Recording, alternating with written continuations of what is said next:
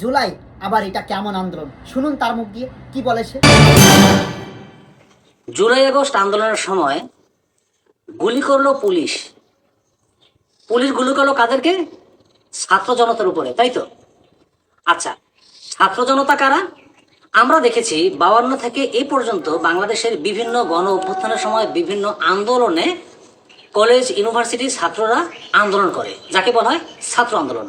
সেই ছাত্র আন্দোলনের সঙ্গে যখন জড়িত হয় জনতা, সাধারণ জনতা, তখন তাকে বলা হয় ছাত্র জনতা। এবং এই ছাত্র জনতার আন্দোলনে সাধারণত প্রথম সারির যারা ছাত্র, যারা লিড দেয়, যারা সামনে থাকে, সম্মুখ সারির যারা থাকে, পুলিশ যদি গুলি করে তাহলে সম্মুখ সারিতে যারা থাকে তারা মারা যায়। যেমন জুলাই আগস্ট আন্দোলনের সময় সম্মুখ সারিতে কারা ছিল? ছিল নাহিদ, সার্জিস, হাসনাত, আসিফ মাহমুদ, সজীব ভুইয়া, এরা হচ্ছে সামনের সারির। এখন পুলিশ গুলি করলো ছাত্রদেরকে।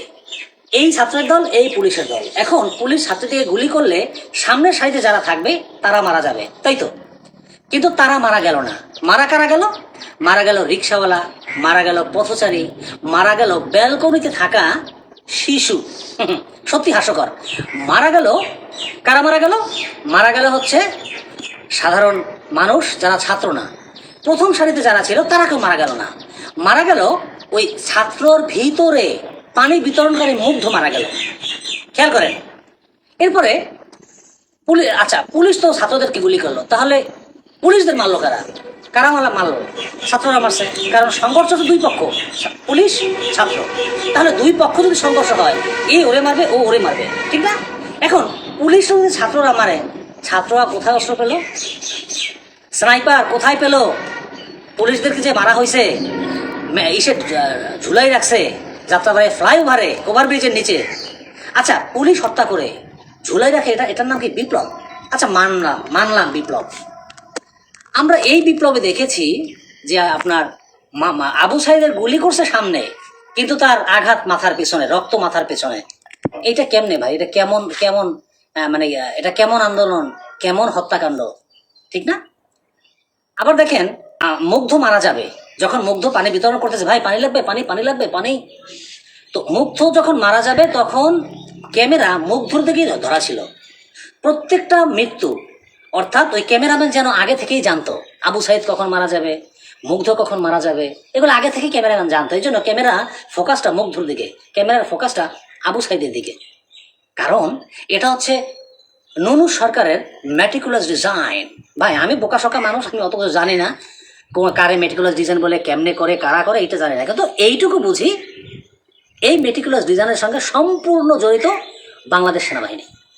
এই বাংলাদেশ সেনাবাহিনী, বাংলাদেশে যত কিছু হয়েছে এ পর্যন্ত, যেমন ধরেন 75-এ মুজিব হত্যা, মুজিবের সপরিবারে হত্যা, তারপরে জিয়াউর রহমান হত্যা, তারপরে হচ্ছে আপনার পিলখানা হত্যাকাণ্ড, তারপরে 24 সালের এই যে মেটিকুলাস ডিজাইনের মাধ্যমে ক্ষমতা দখল, এগুলো সব কিছু মূলে হচ্ছে বাংলাদেশ সেনাবাহিনী।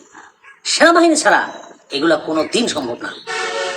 যখন রাষ্ট্র আক্রান্ত হয়, প্রধানমন্ত্রী আক্রান্ত হয়, তখন সেনাবাহিনীর কাজ কি? সেনাবাহিনীর কাজ হচ্ছে রাষ্ট্রকে রক্ষা করা, এটাই সেনাবাহিনীর কাজ। কিন্তু সেনাবাহিনী কি করলো? প্রধানমন্ত্রী শেখ হাসিনাকে 45 মিনিট সময় দিয়ে দিল যে ম্যাডাম 45 মিনিট টাইম আছে, আপনি চলে যান। এটা সেনাবাহিনীর কাজ না। সংসদ ভবন লুট হয়, সেনাবাহিনী নাই। গণভবন লুট হয়, সেনাবাহিনী নাই।